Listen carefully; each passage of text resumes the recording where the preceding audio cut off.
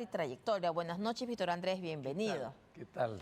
Bueno, hablando de chifa y ya provoca ir provoca rápidamente. una sopita guantán con su... Pero a esta hora de la noche, por lo con menos su que chifa, sí. no, con su pato pequinés. Bueno, Víctor Andrés, vamos a empezar por Gerí.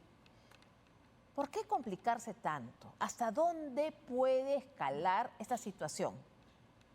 Siempre en la historia política del Perú y de otros países han habido algunos ampais o algunas fugas de algunos jefes de Estado, ¿no? Pero generalmente han sido por temas amorosos, ¿no? Recuerdo que el presidente Giscard d'Estaing lo atraparon en la noche en París porque chocó su automóvil, ¿no? Y estaba con una doncella, ¿no? Con una dama, ¿no? Y también en Inglaterra ha pasado lo mismo.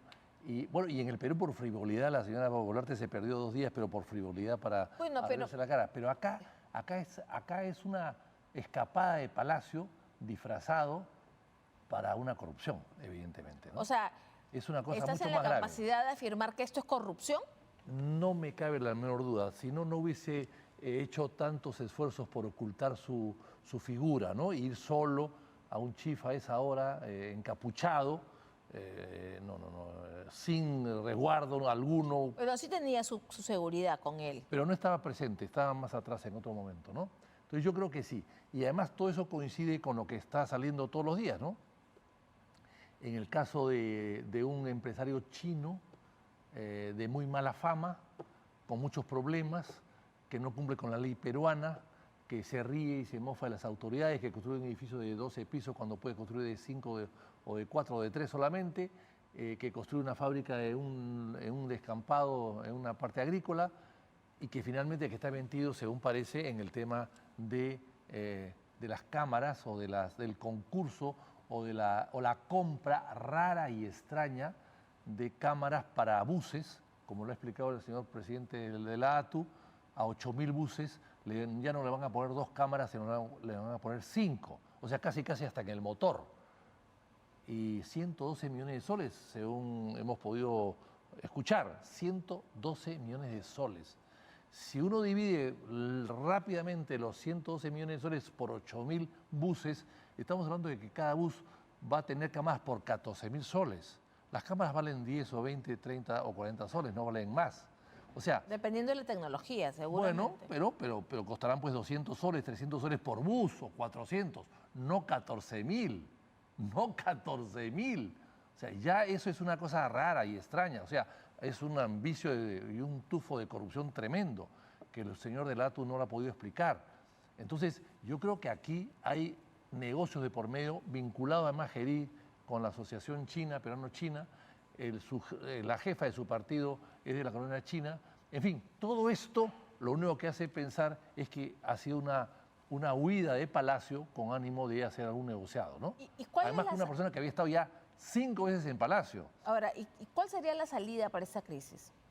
Yo creo que hay que investigarlo, llevarlo al Congreso, a una comisión investigadora que lo investigue y llegar a unas conclusiones y dejarlas para después de las elecciones, una votación y un informe que se va a votar, o en todo caso dejarlo para al próximo Congreso.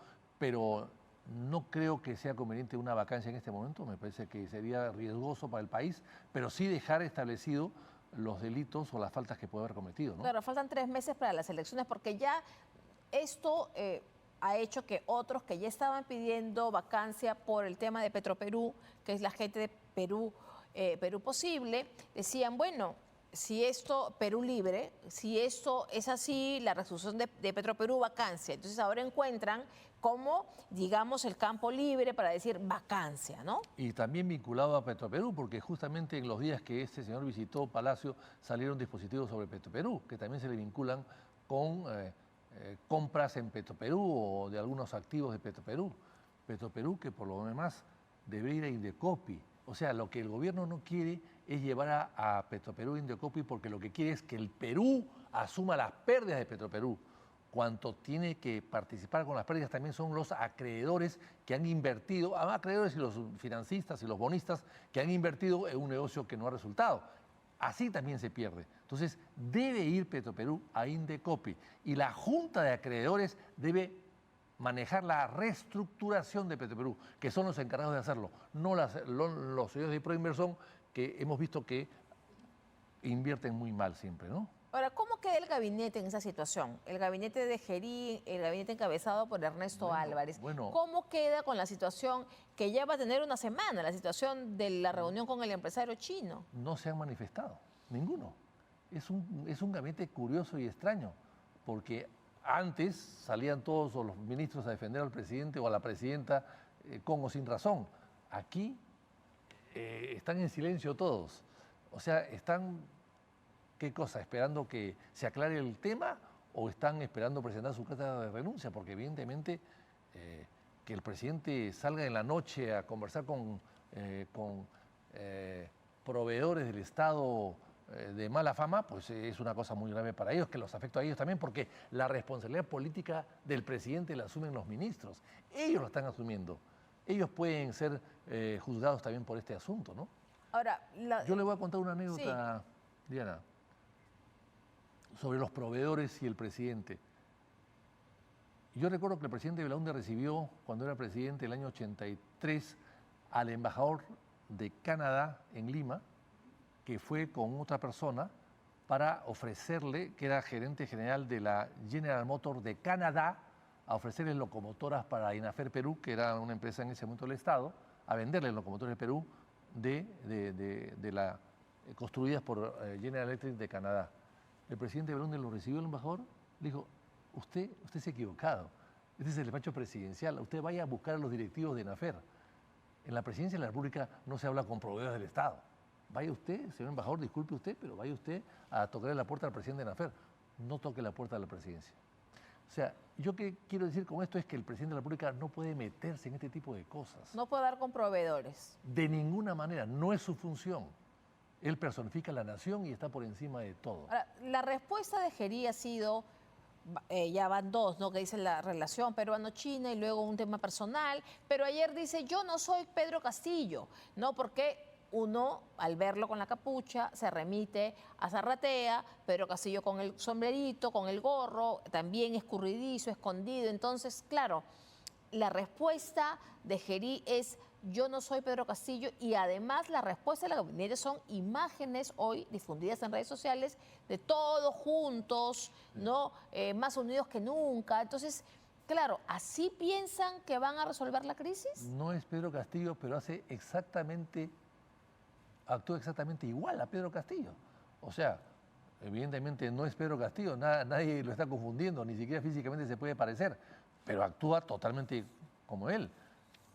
Y eso es inaceptable para un presidente de la República.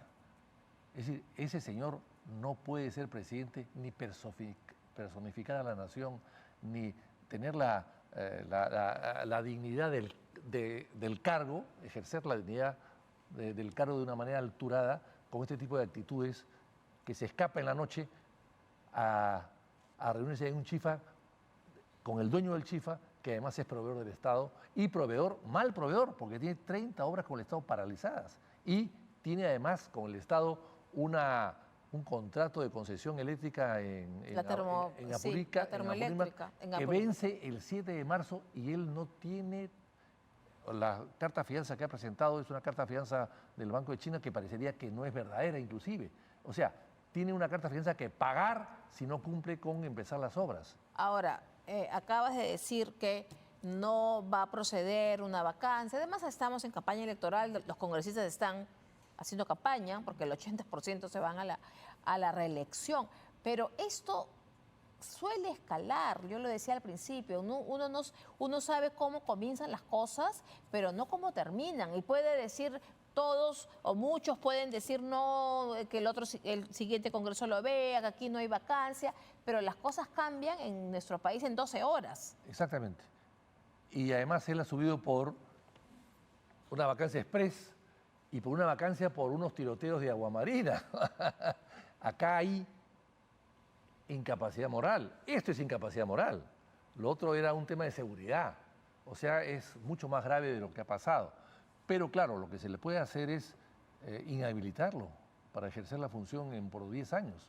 y la Fiscalía se encargará más adelante de cualquier tipo Pero de... que culmine su periodo hasta el 28 Pero de julio. tiene que culminar, es decir, no se puede cambiar al presidente de la República en plena campaña electoral, porque además después del 12 de abril, quien va a gobernar no es él, va a ser los candidatos que están elegidos para la segunda vuelta, ¿no?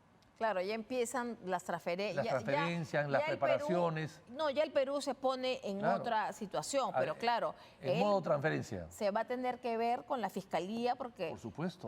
Pero también en el Congreso, porque él tiene una impunidad o una inmunidad. Pero se le puede dejar levantada para después del cargo, ¿no? Se puede aprobar una inhabilitación o un levantamiento de fuero, dejar listo para que se ejerza tan pronto deje el cargo. Pero va a tener 5 años de inmunidad. Bueno, pero todo eso el Congreso siguiente o el Congreso siguiente puede dejarlo establecido. Bueno, el Congreso siguiente, vienen nuevos parlamentarios, nuevos senadores, nuevo presidente de la República y hoy día precisamente, así arrancábamos también el programa, el Jurado Nacional de Elecciones ha decidido que Mario Vizcarra, y Rafael López Aliaga también, pero aquí el punto es Mario Vizcarra, ¿no? Que Mario, por el tema del peculado, ha decidido que Mario Vizcarra siga en campaña, Martín Vizcarra celebra, el tachante se queja. Entonces, claro, ¿cómo evaluamos la decisión del Jurado Nacional de Elecciones? A ver, personalmente a mí me gusta que el señor Vizcarra continúe para que el pueblo peruano pueda rechazarlo masivamente como creo que lo va a hacer. Que saque 3, 4%, 5%, es un rechazo finalmente, ¿no? Es un rechazo. La única manera que no lo rechace es que saque 51%. Pero cualquier número o cualquier porcentaje que saque, que no sea importante, es un rechazo y una manera de criticar su presencia en la política. Pero me parece que se crea un pésimo antecedente que una persona que no declara y que se le descubre después que tiene una condena de esa naturaleza, pueda participar en una elección popular.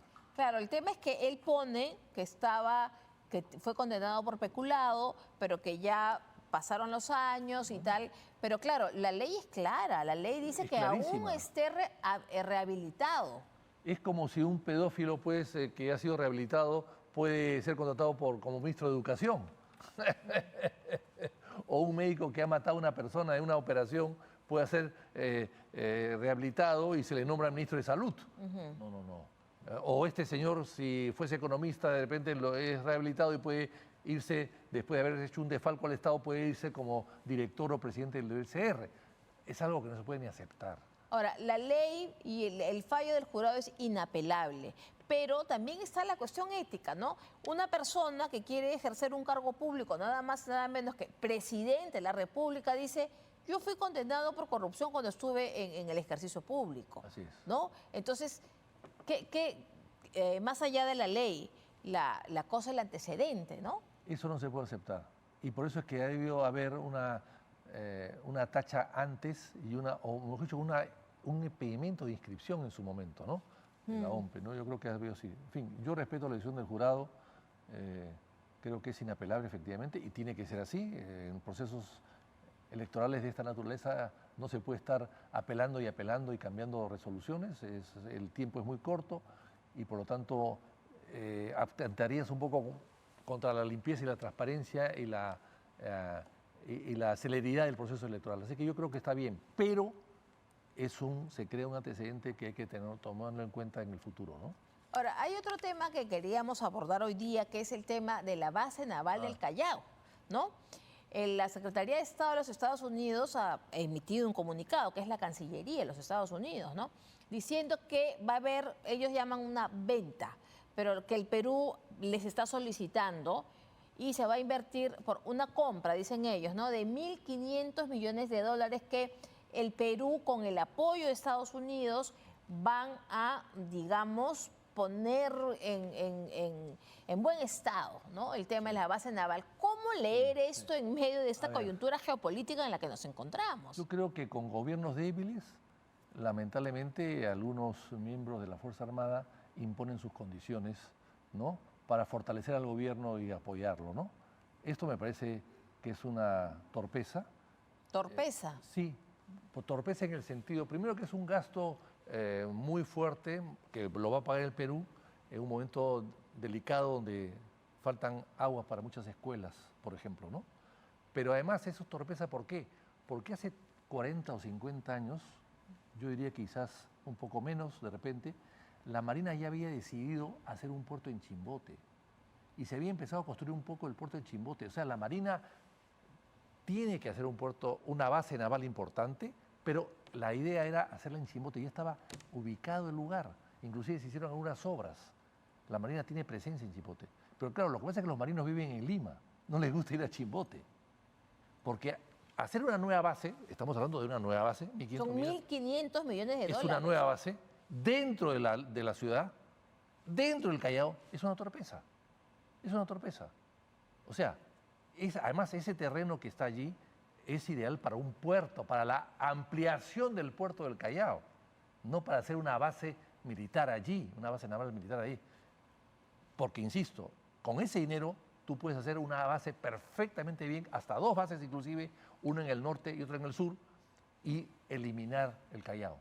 No se hacen bases dentro de las ciudades. Ahora, pero también bases militares. Pero también si uno se pone a pensar un poco más, tenemos el puerto de Chancay, donde está la inversión china, y entonces tenemos Callao, que estaría inversión, bueno, no inversión, porque el Perú va a pagar los 1.500 millones de dólares, pero presencia más que lo que los chinos han invertido en Chancay, ¿eh? Presencia estadounidense. Bueno, la presencia, bueno, es que según la noticia que yo he leído, le van a vender... Venta. Le van a vender los planos, lo van a construir, le van a dar todo tipo de implementos tecnológicos para la defensa de la base, etcétera, etcétera, etcétera. Así que, y ellos se van a quedar aparentemente cerca de 10 años para terminar toda la obra. Y hay 120 meses, creo.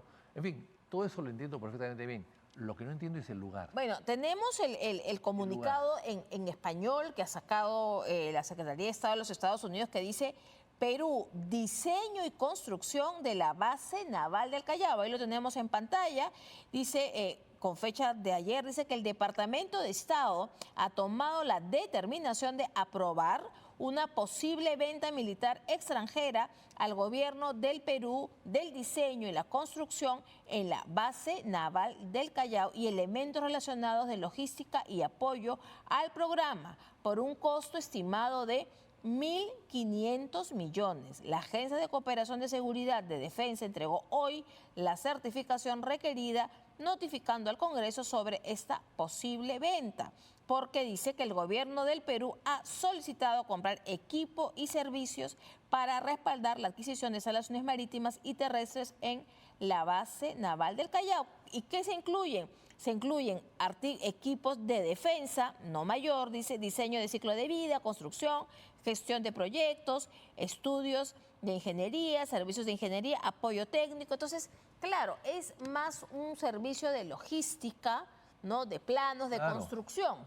Me parece bien, me parece bien. Creo que es inoportuno pensando en la crisis que tenemos en este momento y las necesidades que tiene el país, pero entiendo que es algo que se busca hace mucho tiempo atrás, pero no, si se va a gastar eso, si hay dinero para eso y hay idea para hacerlo, no la hagan en el Callao, hagan en Chimbote.